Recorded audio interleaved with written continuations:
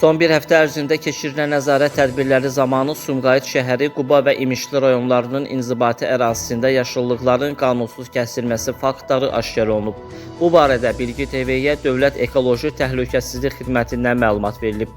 Bildirilib ki, araşdırma zamanı Sumqayıt şəhəri 10-cu mikrorayon Babək küçəsi 52 ünvanında yerləşən Hünər Sumqayıt 10 MTK-yə məxsus ərazidə İmişli rayonu Sərxanlı kəndi ərazisində, İmişli rayonu Qaradonlu kəndinin yaxınlığında və Quba rayonunun 2-ci Nüqəri kəndi ərazisində ağacların kəsilməsi faktı ilə bağlı təbiətə 98.900 manat məbləğində ziyan dəydiyi müəyyən edilib.